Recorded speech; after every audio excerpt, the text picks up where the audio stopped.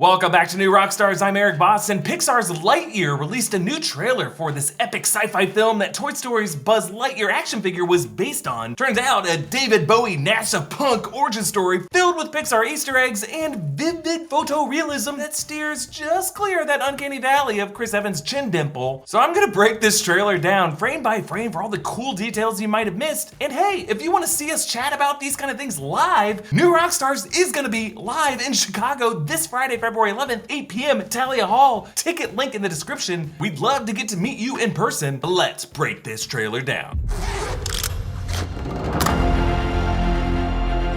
A year of work for a 4-minute flight. Isn't that something? We're all ready if you are, sir. Well, let's go find out if this... We got a breach in the perimeter.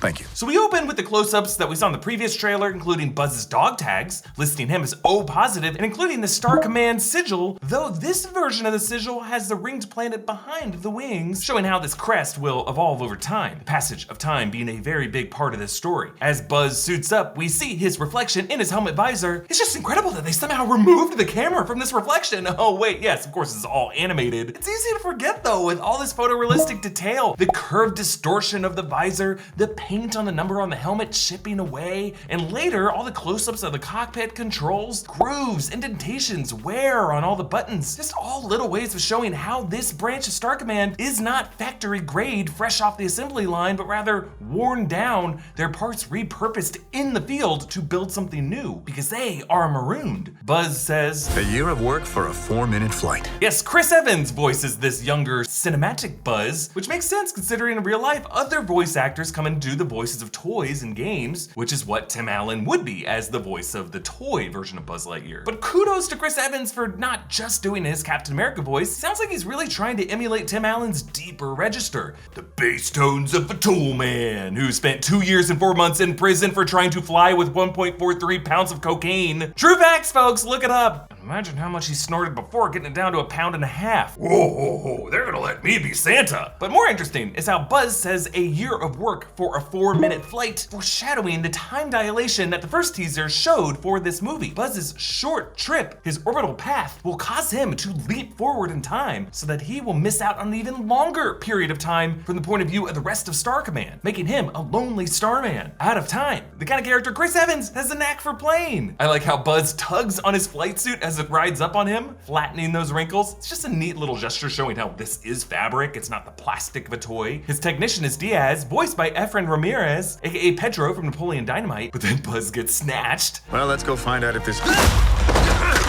Now, despite all the great photorealism, Pixar still does just a great job using classic cartoon blocking when it comes to gags like this, here keeping Buzz's helmet suspended in the air after the grab. Now, this green tentacle comes from underground, if you look closely in the background there. So rather than an animal, this may be a kind of carnivorous plant life, like a Venus flytrap. While this seems to just be a recurring gag in the movie, knowing Pixar, it could be revealed to have some deeper agenda to why it doesn't want them to leave this planet, because Buzz's line about what they're hoping to find off-world was cut off, and we will explore that more in the next clip.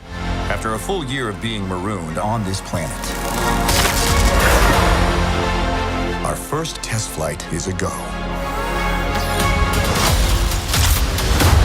Let's get everyone home. So yes, Buzz says that this branch of Star Command was marooned on this planet, meaning they are cut off from the rest of humanity. And Buzz's test flight is part of a mission to find home or to find a new home. Because I theorize that Star Command could be part of that Earth evacuation mission led by and Large and Wall-E, the search for a new habitable planet for all of mankind. Notice how the robots who patrol the base and hand him the fuel crystal, as if they have to get approval from these machines to use it, has the same evil red light photoreceptor like HAL in 2001: A Space Odyssey as Otto on the Axiom. So maybe they're marooned because this AI didn't want them to return to Earth, and now this green plant monster is actually an analog for the wonderful boot plant of Wall-E, natural purity, telling them that they are already home. But yes, I know, I'm just going down the rabbit hole of the headcanon nonsense that those of us who believe all Pixar movies are connected and that the cars murdered all the humans of that universe. But they did. I mean, just think Think about it. We're humans. There's door handles on the cars for humans to open. Mater has a family of skeletons inside of him. Anyway, little detail here. Notice the satellite dishes on the roofs of these base structures are all pointed in different directions. So they're not all locked into the same DirecTV signal, but they're all just pointed in different vectors to try to see what is out there. This perimeter fence is a pretty good job keeping out the local wildlife, in this case an insectoid creature that gets zapped. You know what was running through his mind though. I can't help it. It's so beautiful. Now, Buzz fuels his ship with this crystal. This is a reference to the crystalline fusion he mentioned in the first Toy Story. Need to repair my turbo boosters. Do people still use fossil fuels, or have you discovered crystallic fusion? Well, let's see. We got double A's. And I love this. As the shuttle lifts off, ice falls from the thrusters, evoking Ron Howard's imagery of the liftoff sequence in Apollo 13. This movie looks beautiful. Let's move on. Good luck, Captain. We're all counting on you! Roger that.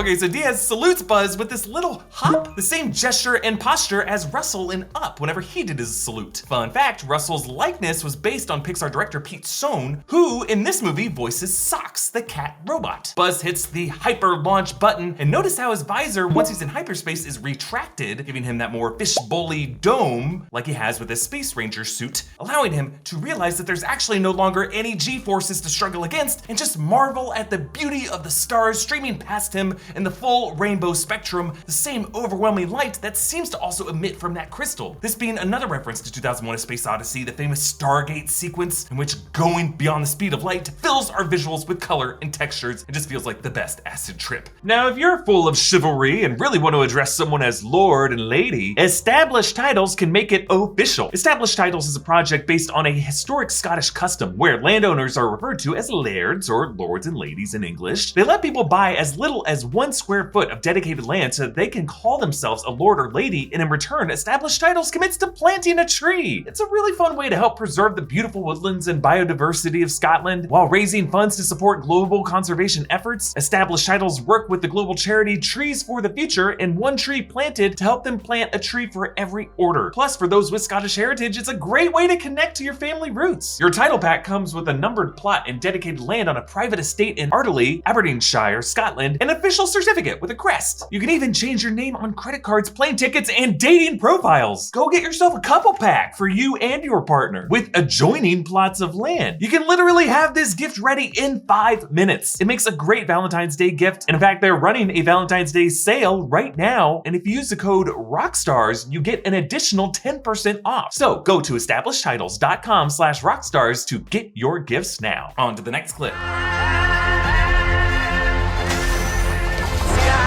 Hello, Buzz. I am Socks, your personal companion robot. We're being pursued by just a massive robot.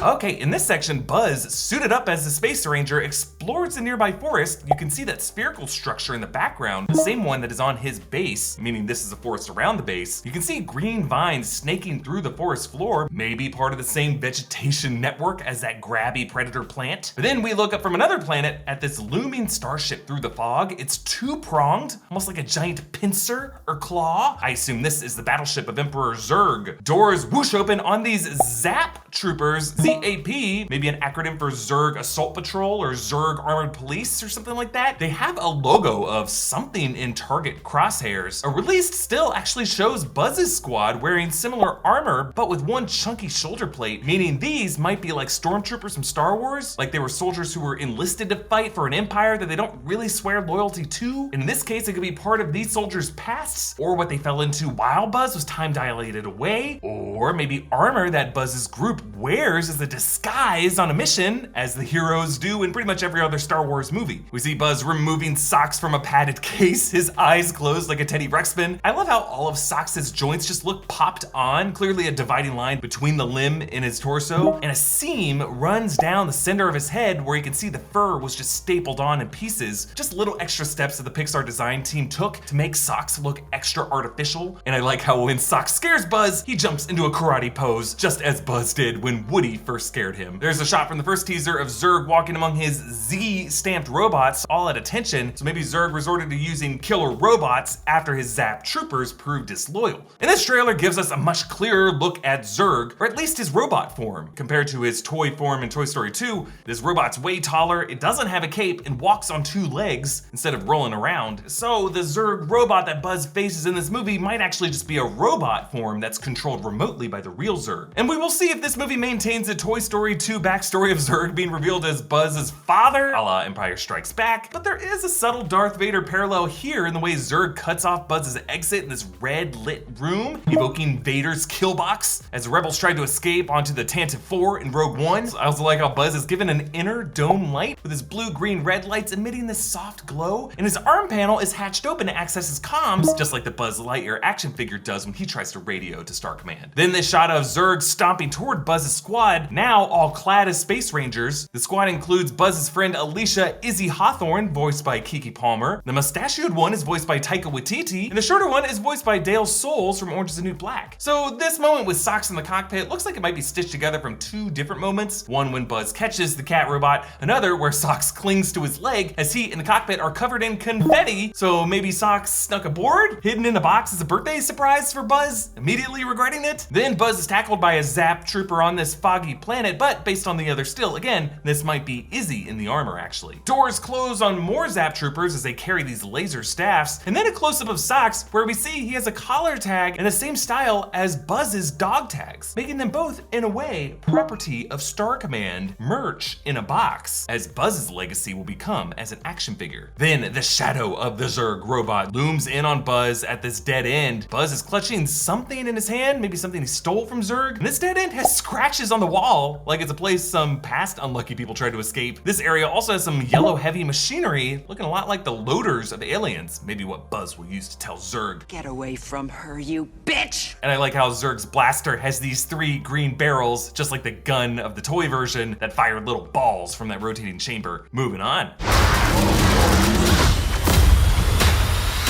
Okay, now here is a shot of what I think is the real Zurg, slamming his control panel in rage, because unless this chair is also massive, this is probably not the huge robotic form of Zurg that we've been seeing elsewhere in the trailer. I think this is the actual guy at the console from which he operates the robot remotely, because on all those screens look like parts of the robot. Then the shot of Izzy as she's being attacked by this winged insectoid beast, and then hoisted in the air. Attached to them though is that same green serpentine tentacle. It looks like it has some leafy parts to it. So I think this winged beast was attacking Izzy, and now that underground tentacle life form is actually saving her from the beast. I really do think this thing is just trying to give them all a hug. Then a shot of Izzy throwing this baton or weapon out at us. It looks like she's in the back of a vessel that is currently propping up that massive collapsing structure that Buzz and the other Rangers slid down under. So she might be tossing this to Buzz to help him or give him something to prop it up. Then Buzz's shuttle passes through one of these rings that we saw in the last teaser. There's 3 of these, all part of his charted journey. This final ring looks like a portal barrier that he crashes through, maybe indicating a kind of dimensional rift that allows him to leap forward in time, be time dilated. Okay, on to the final clip.